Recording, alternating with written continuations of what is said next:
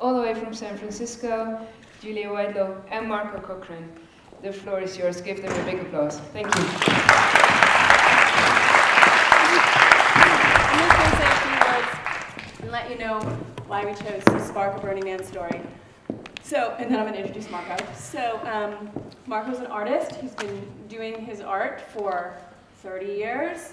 And when he went to Burning Man, just like you heard some of the people talk about in the film, there was a spark or a new canvas or something that took his work to a new level or a different level. So we thought we'd show you this film so that you would get some sense of the place that had an impact. Okay? I'm going to run upstairs and try to run some slides. And I'm going to rant. She's supposed to say that I'm going to rant, but I'm going to rant. It's going to get a little weird, but it gets good in the end. Okay, ready? Hello, I'm Marco, and I make giant sculptures of women. And I'm here to tell you why and how I do it. I was born in 1962 to hippie parents, full-on hippies. Did acid with my mom and smoke pot with my dad. My mother was an East Coast socialite, and my father a Navy brat. They met in art school. My mother was taking sculpture and my father painting. My mother was disowned by her family for marrying an artist. My parents were on a traveling art scholarship when I was born in Venice, Italy. We lived there for a year. I'm pretty sure it affected my aesthetic. I lived in Berkeley from age of 5 to 8, from 1966 to 1970, on Haste and Telegraph, right in the middle of the revolution. I played in People's Park. I watched the Vietnam War riots outside my third-story window. Growing up, my heroes were Martin Luther King, Gandhi, and JFK. They all tried to change the world, and they all got killed for it. I have always had a strong feeling that I wanted to do something to change the world, but I didn't want to die for it. My own personal focus started with the life-changing experience I had when I was 7. One day, my childhood friend Robin, who was 9 years old, was at my house to play, and at the end of the day, I heard a commotion outside. When I asked my mom what happened, she told me in way too much detail that Robin had been raped by a stranger outside of my house. This was the first time I'd heard about sex or rape or anything like that. I was totally devastated. I thought, how could anyone do that? He must not have realized she was a person. He must not have seen her. At the time, nothing could be done about it. They couldn't find the man who did it, and I could not believe that we did not stop the world to find him. I was only 7. I spent the rest of my life trying to figure out how to stop rape. When I thought of Robin, I wondered how much that must have affected her. How could she handle it? And then I grew up and realized how often this happens in the world. And I thought, women must be way more stressed out than they seem. How is this affecting the way they move through the world? I grew up in a feminist household. My mother told me women's voices were not being heard. It seemed obvious to me that men and women were equal. And at the time, the prevailing theory was that men and women are also the same, the only difference being how they were raised. But I wondered, why don't they react like I would react?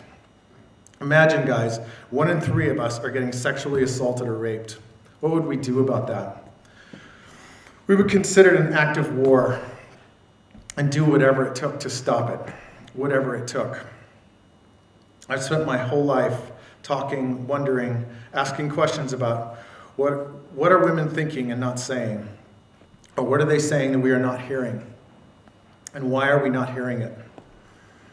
I am a man, and I do not know the answers to these questions, but I feel I must talk about what I see. There is an atrocity going on in the world, and people don't want to talk about it because it's very difficult to deal with, and there seems to be no solution.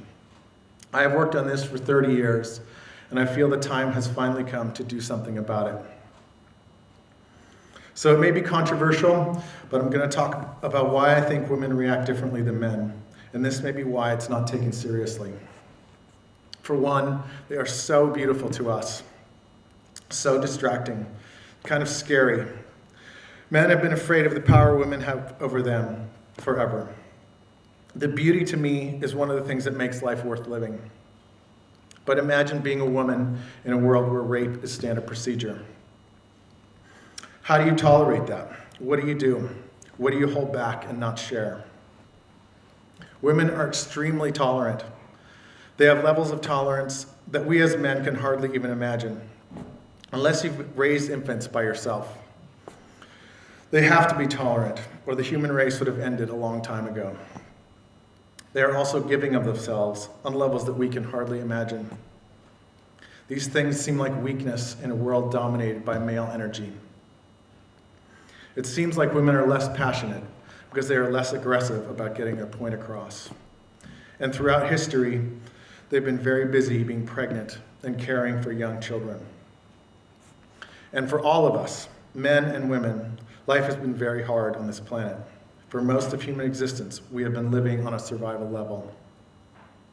In a world where half the children die, where 1 in 4 women die in childbirth, where wars are constant, where famine is just around the corner, power and control are the most important things.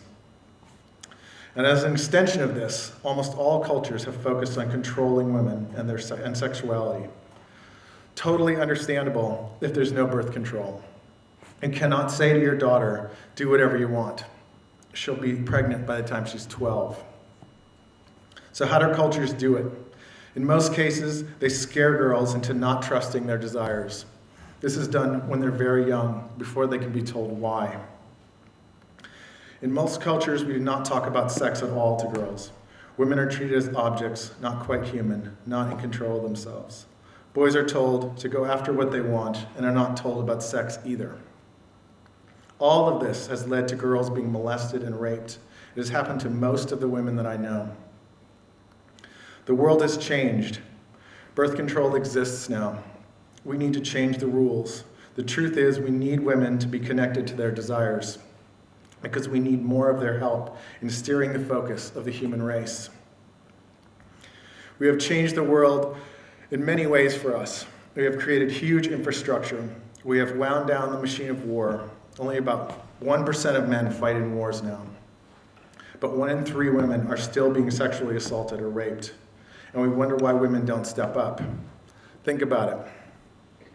We are looking at a new era in human history. We're at a crossroads where we may just kill this planet if we do not stop working from a command and control position. We need to recognize that as men, we have gone about as far as we can. We have all we need to solve the problems in the world, and we are not doing it. We need a new way of thinking, a completely new approach to what is valuable in life. The next step is to bring balance to our human existence. And the way we do that is to listen to women who have been busy making and raising children and are now finally getting a break. It may take a little longer for them to come to a decision because they are dealing with much more information, like a wide-angle lens, instead of the male laser beam. How do they deal with so much more data with the same size brain? It's translated into feelings, and that's exactly the thing we need. A perspective that takes much more into consideration. Women do this automatically. It is part of their nature.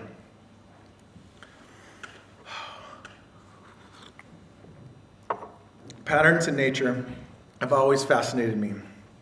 There are patterns and balance in the universe, reoccurring patterns based on the laws of physics, matter and energy, organized around a super attractive center. Atoms, solar systems, and galaxies are examples of this. In biology, there's a similar pattern in sexual reproduction, especially in mammals with egg and sperm. Egg and sperm are amazingly different. They have different jobs in the world, and I want to talk about that a bit, and then project that onto us, because it may give us a little hint as to how to work together and see value in each other.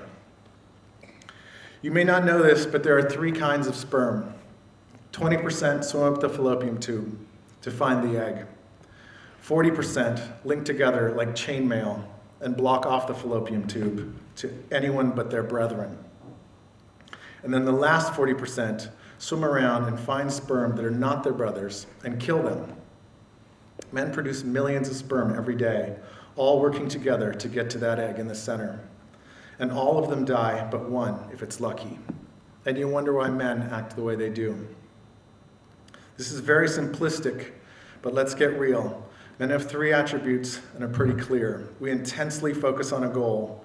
To achieve that, we are protectors of our own kind, however that is defined. And we are killers who take chances and risks. So what about eggs? Women have all their eggs in their bodies while they are babies in their mother's belly. Each month they release 1 egg. They grow a lining in their uterus to take care of that 1 egg and sit and wait. That sounds very passive, and when it comes to movement, it is. However, eggs are anything but passive. That egg has all the machinery to build a human. Sperm is just an idea that affects the process. That egg is aware in all directions at once, so it can sense all the sperm around it and choose one to let in. And the whole body and the mentality around it is built to grow that baby and then care for it until it can live on its own. That is a huge deal, and we wonder why women act the way they do. For many thousands of years, we have focused our decision-making and power struggle on who's the fastest, who kills the most, who's the most dominant.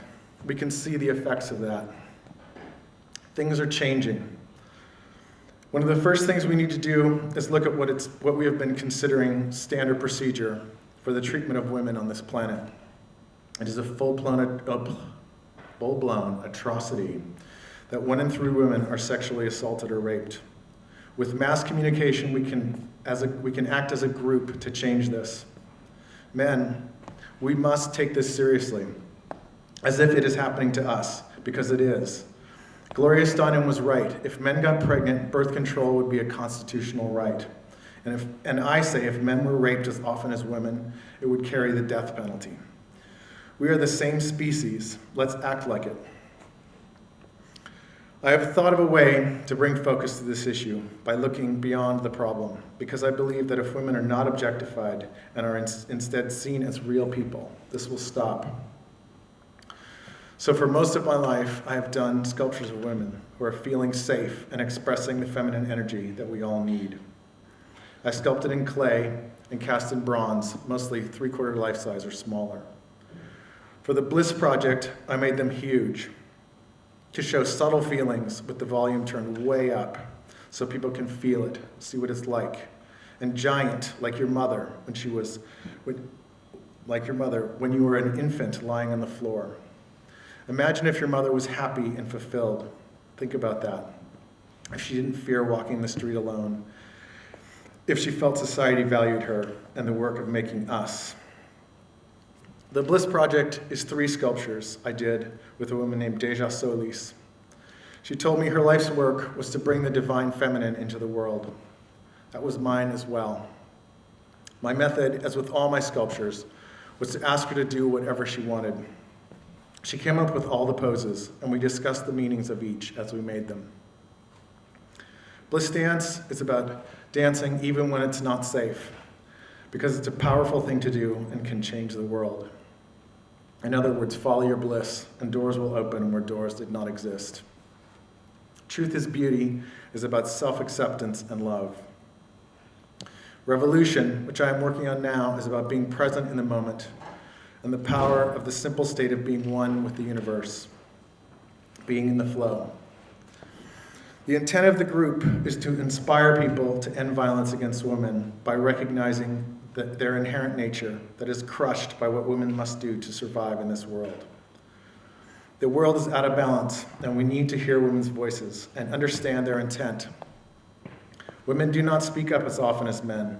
They need to feel safe before they can speak. So what can we do about that? I believe that as men, we need to tap into our inherent nature, which includes protection of women, to actively take responsibility for the safety of our sisters. As I thought about this issue, I realized men don't talk about it. And I was not sure how many men agreed that women's safety was important to them as men. How could women know if I didn't know? I could feel that this would make a difference in the world for women and also for men, but I didn't know what it would be. So I asked Julia for help. So Marco asked me for my help, and for a long time, I really didn't understand what he was asking me. I thought he was asking to help him on a functional level to express his voice and help make his vision, which I of course believe in, happen. So I worked on that a lot, but he kept bringing it up. And somehow, over many conversations, I finally understood that that's not what he was asking me to do. He was asking me to help him make meaning of what we were doing together. He was asking me for my voice. It felt risky to step out of the background, but eventually I took the chance. I approached it from my own experience. I'm a woman, a mother of 3 boys, and also a family law mediator, attorney that means, and therapist. And I have spent a lot of time thinking about repairing and restructuring relationships, and also about trauma, its effects, and how to heal. And this is the result. We're both going to read it because this is how I heard it when it flowed. Okay. Men are terrified and traumatized, and this is stressful. We are overwhelmed, and we are trained to think that we are on our own, and that we have to fix it ourselves. We developed coping mechanisms to deal with these scary thoughts. We fight for control of the universe. Women are terrified and traumatized, and this is stressful. We're overwhelmed, and we're trained to think we aren't capable of fixing it ourselves. We developed coping mechanisms to help us deal with these scary thoughts. We withdraw and don't try and wait for someone else to figure it out. The fact is, we're all living based on a lie. Men, our coping mechanisms aren't working. We can't fix it. We can't do it alone. Women, our coping mechanisms aren't working. We are an essential part of the solution. No one can fix it for us or without us. This is the truth, and it's beautiful in its simplicity and elegant in solution. However, not changing the page. We need each other. So you see, the truth is beauty. So let's do it consciously together. All right. At Burning Man last summer, around the base of Truth is Beauty, we asked, what would the world be like if women were safe? And we came up with a way to let each other know. I am with you, sister. I am here to help. You have a right to feel safe. I hoped there would be many men and women who would be glad to take on this role. And there were. We handed out 10,000 wristbands that said, "Together we stand." There's one. And asked those who agreed to wear them to take active responsibility for the safety of their sisters on the playa. What would the world be like if women were safe? Imagine that. Imagine the changes that would happen for men as well. This is our future together as one family. We can make this happen. We need to start there. Women's tolerance of the situation makes it seem like it's not a big deal. It's a huge deal. It's time to slow down, listen to women and the information they have gathered. Dance more, play more, enjoy our children, enjoy our friends, and protect our planet. As men, we must actively make room for women's voices because the very energy we need, the very process that we need, is not going to elbow its way into the conversation. That's not its style. We've had enough of that. Sheryl Sandberg says, lean in to women. I say back off to men. Give women space. We need them. They may take a moment to say their piece, but that is because they have a more inclusive, complicated view, and that is what we need. We must, for our own survival, focus on what women are wanting in this world, what is on their top 10 list. And I assure you, war is not on it. You may say that if we do this, the population will explode, and what will happen to the planet then? The beauty of humans is that our population will drop. When women are empowered, educated, and have access to birth control, birth rates drop. We will have less impact on the planet, and that's what we need. And where will we get the money? Back in the 60s, my fathers did a sign for 1% free. The idea that 1% could be used to solve the basic human needs in the world. That may not have been possible then, but now, just in the past 20 years, our financial system has made out of thin air more money than we need to get this job done within our lifetimes and not even notice the difference financially. We can eradicate rape and then poverty and war and avoid environmental catastrophe. If we spent 1/10 what we spend on defense in the world on really solving problems as if we care about each other, we can do this. Men cannot do this, but maybe if we really work together with women, we can and we must. I want to stop ranting for a minute. Thank God, huh? And talk a little bit about how I do my sculptures, because that's part of the story too. The sculptures that I do are a physical manifestation of the way I see life, the connections between people, things, and ideas, the oneness of the universe. For most of my life, I sculpted women who are very present in their bodies. All of them chose their poses, the idea being, this is the missing energy in the world.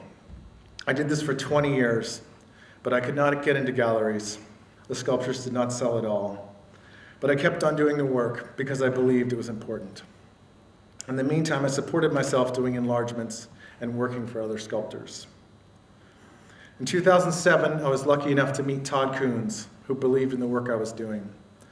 Our relationship started when he asked me to build a car for him at Burning Man. There it is. Which I attended for the first time that year. You can imagine my mind was blown by the creativity, quality, scale, and sheer audacity of the work. I needed to rethink my whole approach. I also felt the need for more feminine energy at Burning Man. In 2009, I returned to help install the mom sculpture with artists Laura Kimpton and Todd again. One night out on the playa, I thought of the structure that would become Bliss Dance. There are geodesic domes all over at Burning Man. The beauty of these structures is the individual pieces working together share the load, but they have to be convex or they fail. I realized that if I joined two geodesic structures together, creating continuous truss, they could move in any direction and hold each other up, becoming something much stronger than either one individually. This is the bond that I see between masculine and feminine energies, inner and outer walls holding each other up. For my sculptures, I'd always made articulated armatures covered in expanded lath and have been told for years that they were sculptures on their own. But there was a skeletal structure inside the armatures that I wanted to get rid of. This truss system allowed me to do that. So how do I build giant sculptures that maintain proportions and feelings of a real person? To be honest, when I started, other than seeing the truss pattern, I wasn't quite sure I was going to do it.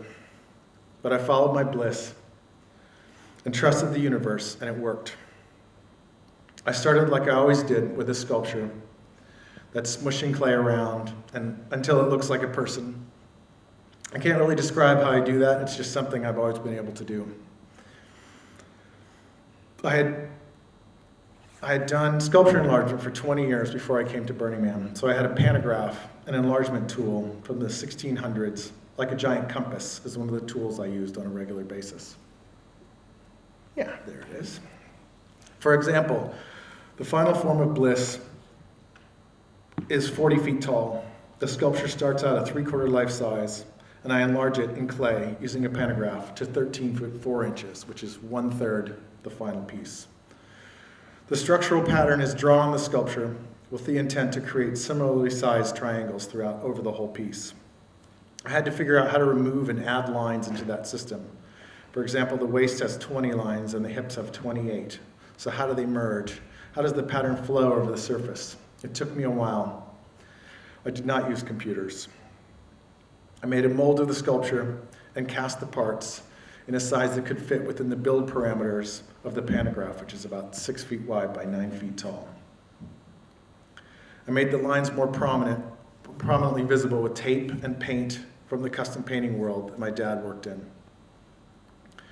For the build system, I decided to use steel balls as the loci, so that when I cut the material to go between them, there would be straight cuts instead of 60-degree angles. But I had to figure out how to hold the balls in space. So I invented this tool using magnets and goosenecks. This allowed me to hold the balls in place and weld to them.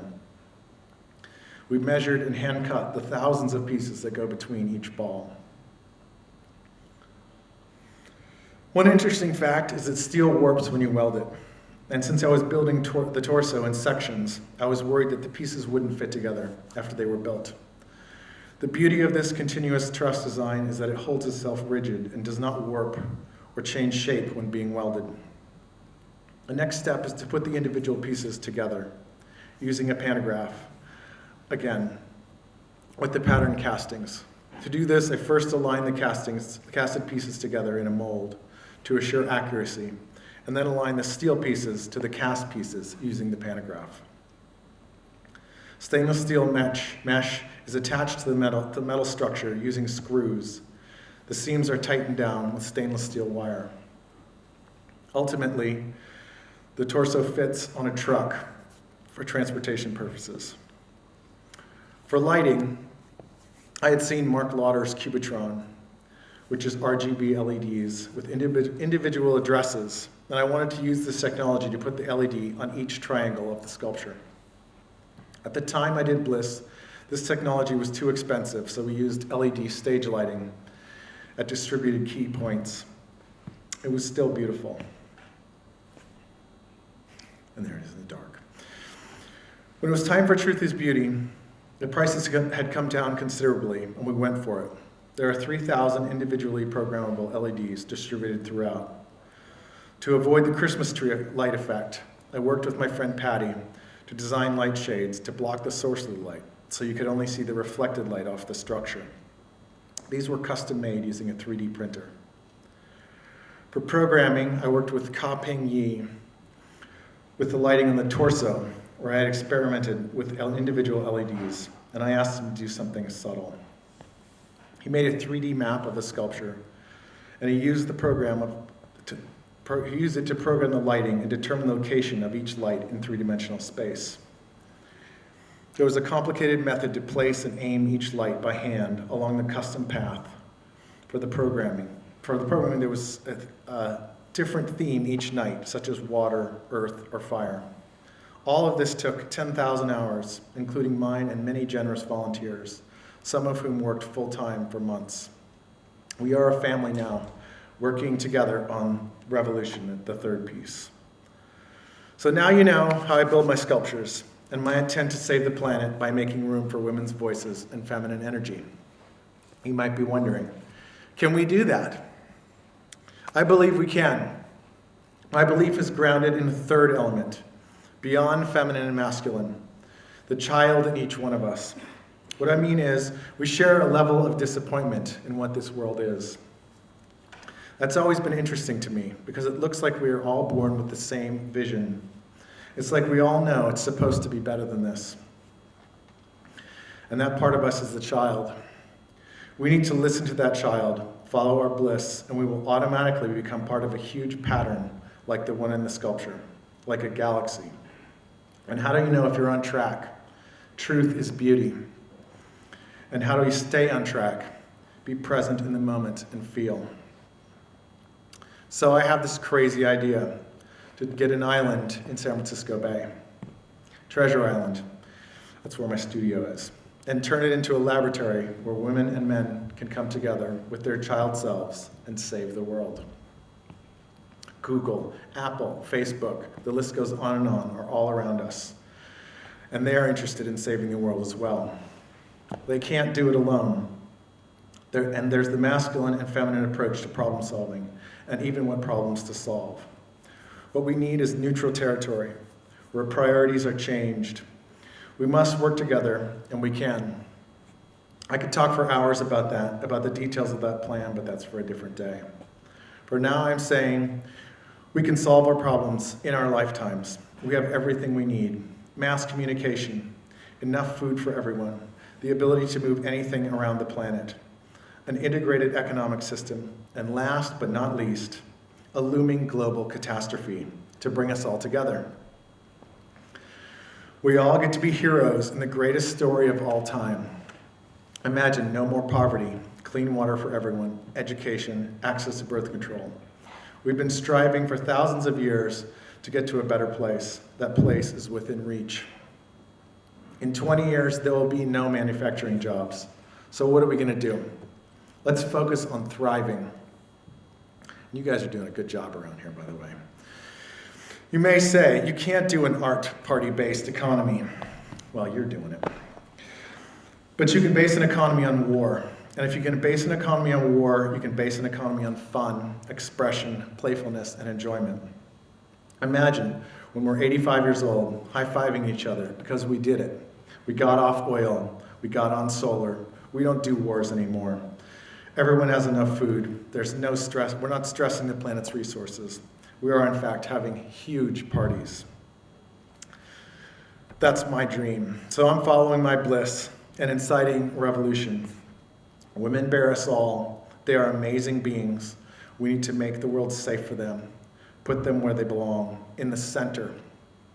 Because that's just the truth. And it's beautiful. Thank you.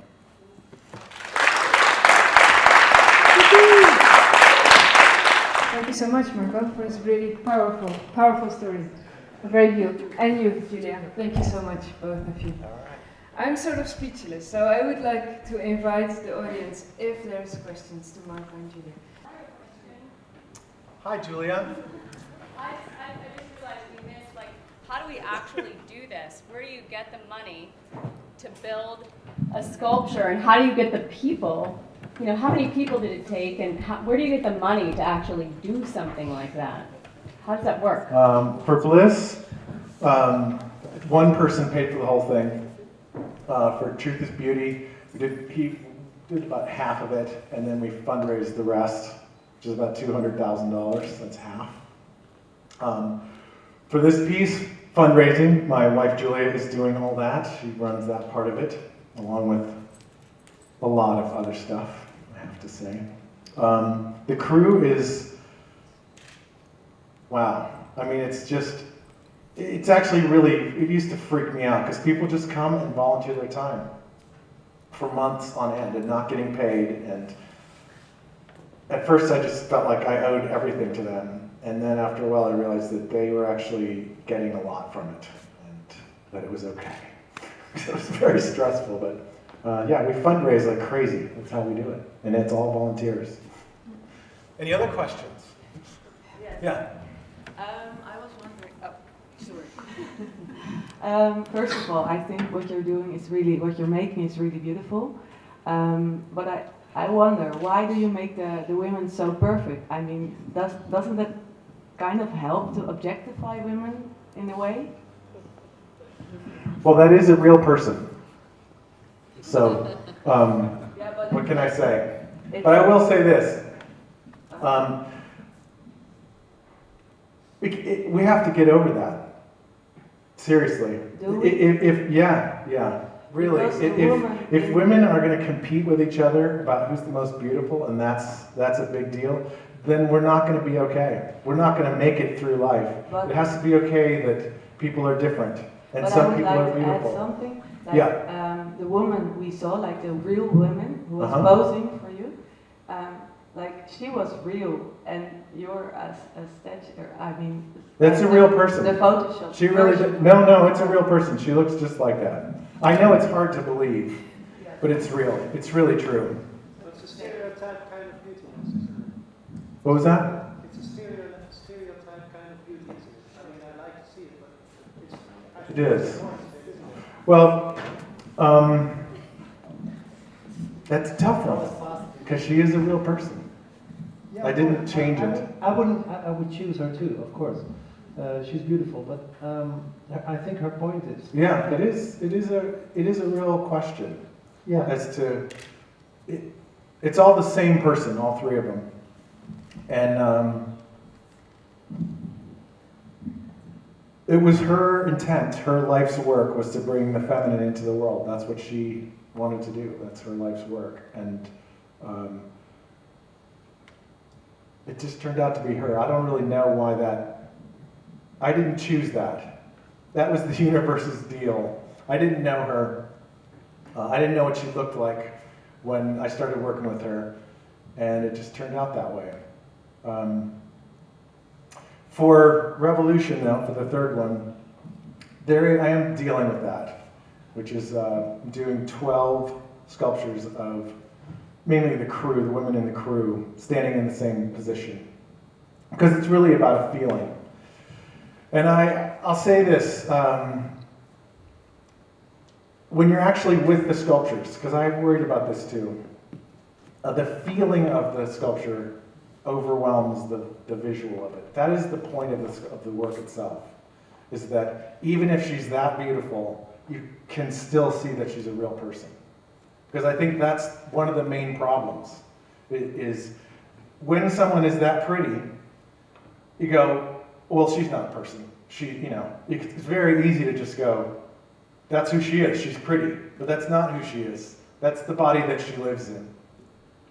So the point is that's like the hardest one almost, is can you see that a woman is a real person when she's super beautiful? And most people can't, not even in real life. They have some issue about it. They either like it or they don't like it or whatever, but it still gets in the way of just seeing a person. It's a toughie. Anything else? Who's been to Burning Man? Who's been to the festival? A few, good. A few, good. Yeah. Oh man. Yeah. How did your work relate to this festival? You talked about your work, we saw yeah. a film about the festival, but two things do come together. They do. I had just been I was doing the same work. In fact, I'd done all these sculptures in small before I went to Burning Man. But I felt like one of the interesting parts about having, because people dress very sexy there, and pretty much everybody, a lot of people in great shape and all that. It only takes about 20 minutes before it doesn't matter anymore. And actually, when Julia and I went to for her first year, 2009, there was on the main drag there was like people taking a shower. 3 like hot 20-year-old girls taking a shower and like lathering each other up and trying to be really sexy. So I said, look, Julia, look what they're trying to get. They're trying to get people's attention. And there's 50,000 people there. And I said, yeah, but look around. And there was only about 5 people watching. Nobody cared. It was like you can't use sexiness anymore to get attention in that place. And it's really nice. It's a great feeling because it just doesn't matter. Nobody cares about any of that stuff anymore because there's just more than enough of it. So I thought maybe people will understand what I'm doing because most people think, oh, you do nude women. It's like, well, hopefully you can see past that. And it does work. It actually does work. I mean, little babies like those sculptures, and they're not tripping on what she looks like. The people who've been to Burning Man, how did you experience that? As a Dutch person going to this festival that's really American, in my opinion. I think it's quite American, but it has become an international festival. If you're from Holland and you're going there, what does it do to you? Can someone answer that? Say something? Yeah, it was a very good party. Yeah, not spiritual or something, but I liked it. And it was tough because of all the dust and the heat and the cold at night. But it was really great to be there. I have a question. I was wondering if you have thought about involving children, because it's focused now on the women, but in your story I hear a lot about the children who are affected at young age with these matters. Yeah. And it affects their whole life, their way they interact with other people. Yeah. Have you thought about involving them in your art? Well, this is the first step. I'm going to do, after these 3, I'm done with this part of it. And the next part is men and how they get along with each other. Okay. And then hopefully we can get a little more sane here and be good parents to our kids and take care of them better. Yeah, but I think the children involving them in the project might even enhance the message. Mm-hmm. There are kids who build it. Okay. We teach them how to weld, and yeah, my kids work on it. Julia's kids work on it. We have, I don't know, dozens of kids who come in and welded on the project and helped out. So I don't know. I still wonder how did you get the first guy to pay you so much money? How did you convince him? That's right. The first one. He had me build that car, and then I didn't go the following year, 2008, and then in 2009 I went with him, and he was tearing up and said, I want to bring our own project next year. I don't want to be doing someone else's project. And I knew that I had pretty much, not unlimited funds, but I could spend a few $100,000 to get something done. So I could think really huge. And You must have felt great then, at that moment. yeah. My second thought was, this is going to be way too much work. And I always worked by myself, so I didn't have a crew or anything. And people just showed up when I needed them. It was amazing. Julia, we had just met actually, and Julia said, how are you going to do this? I had 1 year to build that thing. It worked. People showed up when I needed, every time, and it actually just flowed. Other than 14-hour days, 7 days a week, other than that, it was easy. And the sculptures, where are they now? One is on Treasure Island, and one is in my studio, and one is being built. Yeah. I'm curious about your Treasure Island idea and how you're gonna, what you're gonna do there and how you're gonna do it. Because this is really like a vision. You have a vision about this island in San Francisco. And it got expanded today, talking to somebody here. I know. About, we talked about Maker Faire and makers and how can we change the world. And I was thinking, in San Francisco, there's all this focus on saving the world, changing the world, the hippies. It's been there, it's been there, that situation, creative and strange for as long as it's been around. And now, through Burning Man, the people that go there are the CEOs of all the major companies. It's beyond belief. There's probably $100 billion at least that much of money going, of people who go there. Probably more than that. Just, plenty of resources. And I heard one of these stats that if we wanted to get clean water to everybody on the planet, it would cost $10 billion. And I thought, well, that's nothing. For the world economy, that's nothing. Why aren't we doing that? And I thought, it's because we don't have a focal point where we can watch it happen. We just think we're going to give money away, and it doesn't get fixed. And I think we have the technology now, and what we need is a focal point. And I thought an island would be a great place to say, we are going to save the world from here. And these guys came over and said, we have an island. We should do that together. And then my wife is saying, we should get islands all over the world and say, this is like the people's island. We're not a country. We're all connected. All the islands, think of them as being connected islands around the world. And probably all port cities where maniacs live. It's where it's always been like that, where everybody's mixing and changing and learning all the different languages and stuff. So if we come together, we don't need governments. We have plenty to solve this problem. We just need a focal point, or multiple focal points. And a little bit of what happens at Burning Man is people start competing for who can blow each other's minds the most. And that may be very American because it's super competitive. But we're just competing to bring as much joy as possible, or much thrill as possible in a build. And it gets really crazy. It gets amazing what upping each other each year does.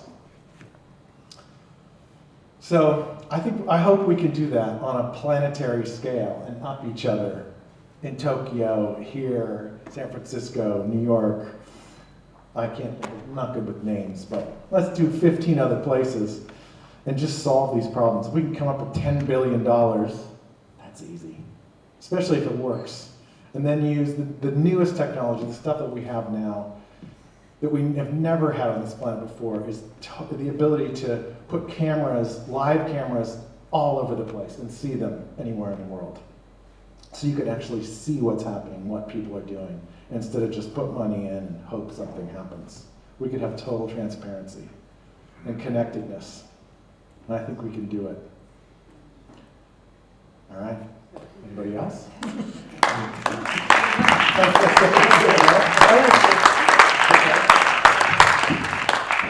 Thank you so much. Thank you for your fantastic talk, and yeah, thanks for coming all the way for our festivals. It's really fantastic. Thanks to the audience, and let's have a drink. Thank you.